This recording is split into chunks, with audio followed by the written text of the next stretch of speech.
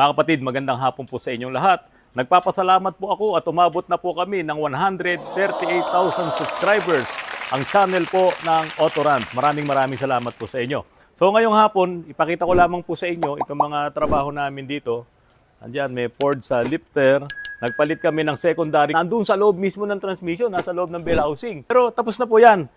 Napalitan na po namin ng secondary clutch sa slave. Tapos, ito, transmission, kasi automatic transmission ginamit para sa student driving. Ayan.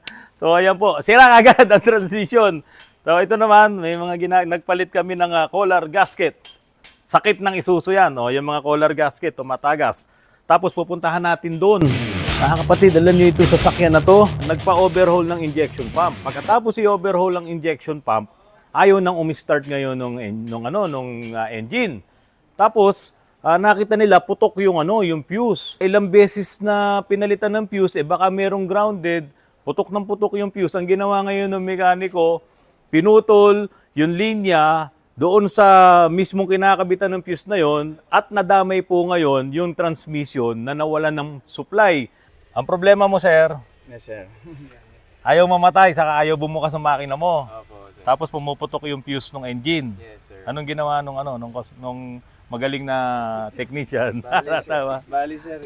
Kinonect po niya yung sige. sa may fuse box niya from the engine sa loob ng dash. Tapos nirekta niya po yung wire. Nirekta niya? Opo. Kasi laging pumuputok yung shut-off valve niya. Ayaw niya yung fuse. Yung fuse muna. Doon sa engine. Opo. Ito yun Yan. Laging pumuputok. So ito yung engine yan, fuse yan. Pinutol niya ito. Yung papunta doon sa transmission, yung scene na yan, papunta dito yan. Ayan. Dito. Pero umaandar na, umi-start ka na. Umi-start na, sir. Okay na yon. Running na siya. Napapatay mo na. Napapatay na rin, Ano sir. ngayon yung problema? Shifting naman. Hindi ko makambyo. Hindi ko makambyo yung... Sa tingin mo, bakit kaya? Kasi, sir, hindi nakakonect doon sa computer niya Pinutol niya yung Pinutol connection. to. Pinutol niya to kasi siguro may short circuit dito. Tama. Siguro, pagka nakakabit to, pumuputok yung fuse. Siguro hindi niya alam na papunta sa computer nung transmission. Okay, I see, sir. So kaya ngayon, hindi gumagana talaga totally yung computer po, yung TCM, Transmission Control Module. Okay. Kaya hindi ka talaga kakambyo, walang shifting kasi hindi gumagana tong TCM mo. So nakita ko na yung putol nandun, inopera ko, tinanggal ko yung yung dash mo, nakita ko na to, putol na to. So i-check ko muna kung merong short circuit dito bago ko lagyan ng fuse. Ito yung nawawala na check trans, yung sinasabi mo, yan ilaw yan. Yes, sir. Nawawala yung nawala yung check trans, niya. kasi nga wala na siyang supply. Opo. So ayan. Okay. So papunta dito sa IC. So sana walang problema ang yung TCM. Tira yan. Ito, tingnan natin. Okay, sir. Halika, dito pakita ko sa iyo yung pinutol. Okay. Kaya dinala namin, sir, sa inyo Ito. Ito po, tingnan niyo yung pinutol Opo, sir. Okay. Sige, pasok ka, cameraman. Ay, nabaklas na. Ayun ilawan ko. Yes, sir. Ayun yung pinutol Ay, ito yung pinutol niya. yung kulay yellow and black. Ngayon, itong violet na to, kumuha siya doon sa fuse box doon. Sir. So ito yan, yung pinagputulan ito. Okay. Ayan. Ayan. Okay. So ito ngayon, galing doon sa fuse box sa engine bay, ito ngayon yung pinutol niya. Ito yung papunta sa transmission control module doon sa wiring harness. Opo. Okay. Tama, meron kang ang shut-off valve, may power ka sa shut-off valve, pero wala ka namang power sa transmission. Yun lang problema, sir. Talaga. So anong gagawin natin? Lagyan ba natin ng power yung transmission? Siyempre, sir. Lagyan natin, sir. Para mag-work siya. Kasi pag may pumuputok na fuse, ibig sabihin may problem. Okay, sir. Pag dinisable mo yon, meron kang isang circuit na hindi mo nilagyan ng power. Di ba? Okay. So ganun ang mangyayari yun. So magiging abnormal talaga yung operation. Nagkataon, yung circuit na dinisable mo, yung automatic transmission. Sa transmission, okay. So kaya ayaw niya mag-shift, sir. Oo. Okay. So at least meron tayong diagram, alam natin kung saan pumunta yung wire na to at malalaman din kaagad natin kung ano yung problema. Kung malaki ba, major ba yung problem o hindi. Pag na-trace ko na to at talagang grounded pa rin, mahal. Mahal ang sir. TCM. Ay, okay. Wag Ayun, naman ayun. sana, sir. Sige, ako nagagawa nito. Okay. Videohan mo ako ha. Tignan natin kung grounded. Ito, sige, tuloy natin. Sige, sir. Tignan natin kung grounded itong black with yellow na to. Ito yung wire na pinutol. Iko-connect ko yung aking ohmmeter. To. Tapos yung isang test prod ko sa ground. So kapag grounded yan, ang mariread ko dapat talaga 0. Ayan. So ayan yung read ko, ano? Ayan, oh, 0.018. So ayan yung read ko sa pagka grounded sila, ganyan. Ayan, 0.1, 0.01, 0.8 hanggang sa yan ay mag 0.0. Ngayon, kung hindi naman siya grounded, kailangan may resistance kasi papasok to doon sa TCM. So dito ngayon ako kukonekta sa body ground. May nare-read ako na 2.5 mega ohms, malaki yun. 2.5 mega ohms. So ito, hindi to grounded. Kung pumuputok yung fuse nito, bakit? Ibabalik ko muna to. Lalagyan natin ng fuse. Mukhang hindi naman siya grounded kasi may nakakuha tayong resistance. Ayun.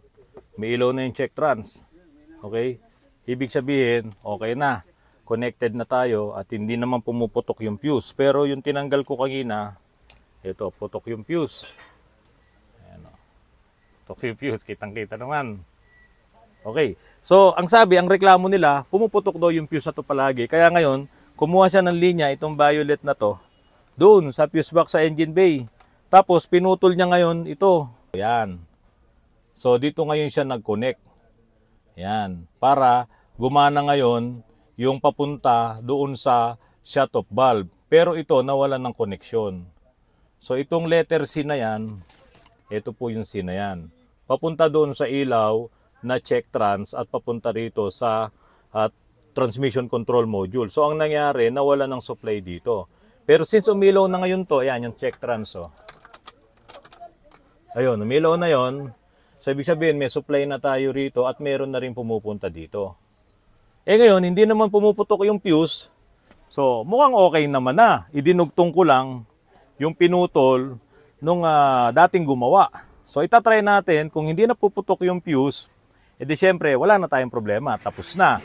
Ngayon, kapag natapos na yung ginagawa doon sa engine, saka nagpalit kasi ito ng throttle cable, saka natin papaandarin. Ngayon, habang pinapaandar, pumutok ang fuse, doon ulit ako magto-troubleshoot. Kasi mahirap namang hanapin yung problema kapag gumagana na. Ibig sabihin, normal na eh. So, yan, ihinang ko lang to para maganda yung kapit. Tapos babalutan ng tape, no? Yung ating vinyl tape para hindi magkaroon ng grounded o mag-short circuit. At pagkatapos nun, okay na po tayo. Oh, pare, isa ka dyan. Pasado ba exam? Wala pa? O ito, magpupulis to eh. Okay, tanggalin mo na to ha. Eh ba naman yung kinabit nung ano na yun? Ginawang pedicab tong crosswind. Yan, tinatanggal na po namin yung inirekta niya. Shut-off valve. Direkta niyang ganun. Naku. Pero nakasabay pa rin sa susi. Ang problema, wala nang fuse to. Direkta niya. So tatanggalin namin to. Tapos ibinalik ko na rin yun nandun. Tetaypan ko na lang. Oh. Tinanggal niya kasi yung original na wiring harness. Nandoon pa yun sa kaduluduluhan doon na dapat nakakonekta dito. Tinanggal niya yun. So ngayon mga kapatid, dito ikinabit ko ngayon to kasi ito naman ay nakakabit sa susi. Pag pinatay mo ang susi, patay na rin yung supply ng shut-off valve. So dito ko na lang siya kinabit kaysa hanapin ko pa. Okay, so ibabalik ko na to. Tapos mamaya testing na tayo. Mukhang malakas na ulan, no? Okay. Gumagawa na rin po ako kasi wala po, natambakan kami. Kasi ang dami rin naming ginagawang mga yung lubog sa baha. Trabaho ko po ito nung araw. Diyan po sa JP Rizal. Yung mga patok na jeep, naku, ako po ang gumagawa ng mga stereo nun. Sila Laki sa Lola, paring Romy. Tapos si Topits. O ayan. Kumusta na kayo? Sana buhay pa kayo. Sana napapanood nyo yung aking mga vlogs. At dalawin nyo ako dito sa Antipolo, magkita-kita tayo ulit. Oh, yung aking jeep noon, ang pangalan, Short Circuit. Oh, noon pa lang yung jeep ko, biyaheng Tulay Crossing, Short Circuit. So ayan, tingnan natin. Jay, tingnan mo kung may check trans. Kasi pagka nawala yung check trans, ay ano po yan, pundido na naman ang fuse natin. Oh, ayun, oh, may check trans. Oh. So kung hindi na po umiilaw yan, ayan, oh, umiilaw. Tapos mawawala. Okay. So ibig sabihin, hindi po pundido, hindi pumutok yung fuse. Nakakabit na rin po yung ating shut-off valve. So hintayin na lang natin matapos yung mga tao sa baba. Baka sila, madisgrasya pag in-start ko.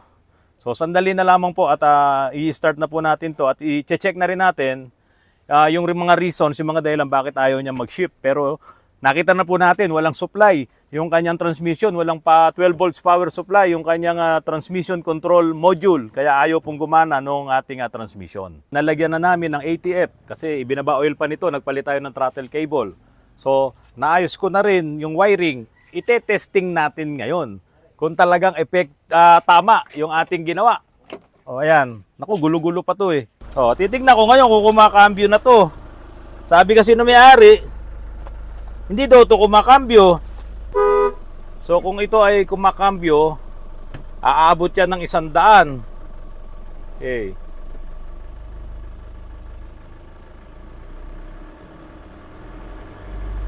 Ayan, kumakambyo na. Ramdam na ramdam oh.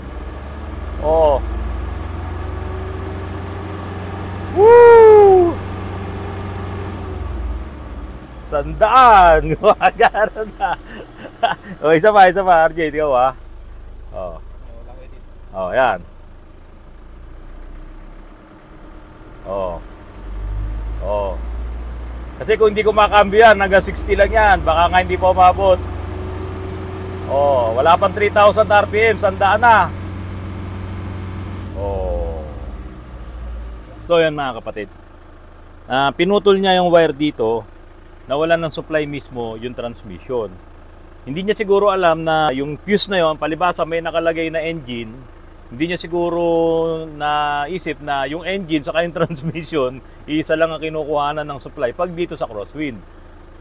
Namamatay, pumuputok yung fuse, kaya niya tinanggal yung isang linya na hindi niya alam kung saan papunta. O siyempre, baka naman coincident lang na pumuputok yung fuse, may nakasayad. Kaya nung time na yon pumuputok. Pero wala namang problema, ibinalik natin, okay naman.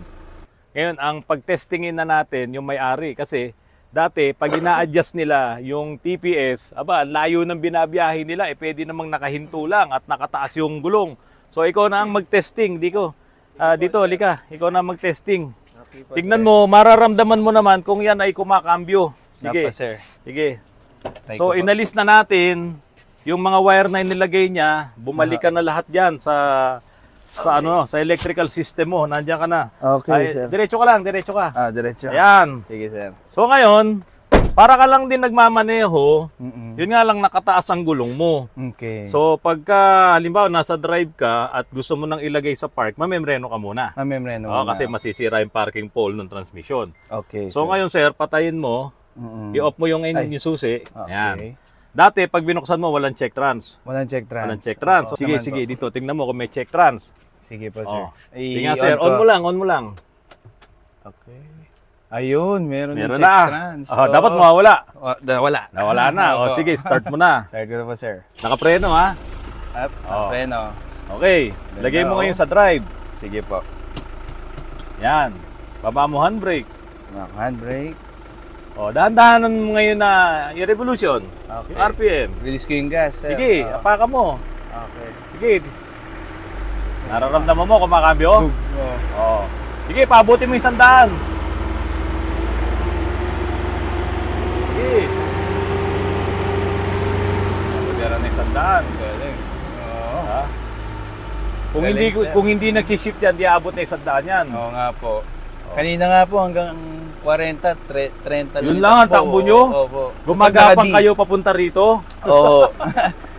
Minsan, nalagyan ng low gear, second gear. Opo. Nagmamanual ka? Manual shifting. So ngayon, automatic na talaga? Opo. Buti na nga lang po nakapunta dito sa Autorans. Okay yun. Salamat po. Apakan mo preno. Okay. Okay, tapos lagay mo sa park. Sa park. Ayan. Okay. Tapos ibababa natin. Tapos sige. na problema mo. Thank you, sir. Naibalik na natin lahat. Hindi mo nabebenta to? Hindi na, Baka sir. ibebenta mo. Gagamitin muna namin sa, Gagamitin mo na? sa long ride. O yan, naibalik na lahat, sir. Pati yung throttle cable mo, maayos Wow, na. very good, sir. Okay na Salamat. tayo, ha? Oo. Thank Ano ang pangalan mo, sir? Rainier po. Rainier. Ayan. Hello si po. Sir Rainier. Salamat. Okay, taga saan pa kayo, sir? Taga Paranaque po. Paranaque. Malapit lang sila. Malapit lang. Pero mahirap mag-drive dito. Mataas kasi po. Okay. Ngayon, may enjoy mo na ngayon yan. Yes, sir. Malakas na yan. Very responsive na yan. At gumagana na talaga yung transmission. Ilang buwan na ganito to? 2 months na, sir. Pero ginarahe ko. Hinintay ko muna na matingnan nyo. Before Iginarahe. ibang makahawak. Ayun. Oo, tama, sir. So, okay na. Okay na, sir. Okay na. Babay ka na, sir, sa mga Bye-bye. subscribers Salamat natin. po. Subscribe kayo kay Autorans. Thank you. So, mga kapatid, magandang hapon po sa inyo at maraming salamat po sa inyong lahat. Pati dito, kay Kuya Rainier. May asawa ka na ba? Meron na po. Ayun. Ilan? Isa lang po, sir. Isa Baka lang. magalit. So yan mga kapatid, maraming salamat po.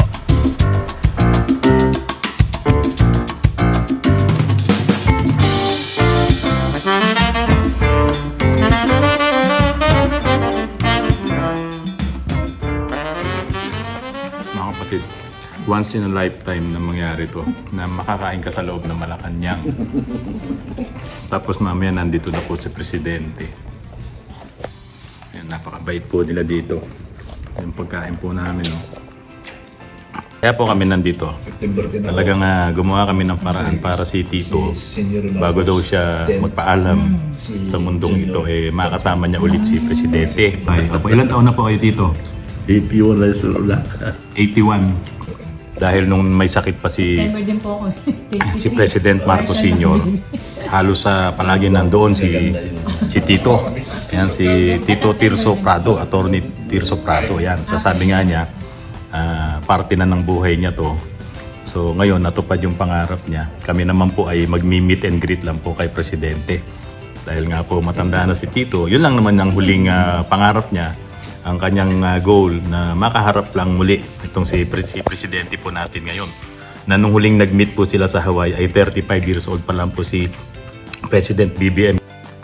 So ngayon ay ilang taon na po si Presidente? 65. O yun. Kaya po natupad po yung pangarap ni Attorney Tirso Prado na makarating dito at sinamahan naman po namin dahil ako po ay kanyang ulirang alalay.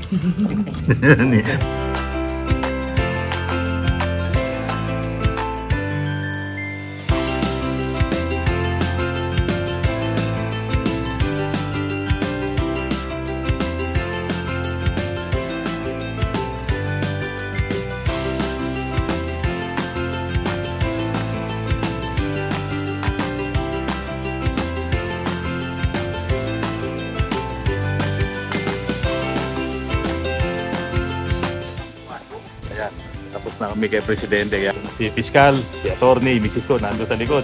Eto kami, ano? Yang! Ayan. Ayan. Ang ikot.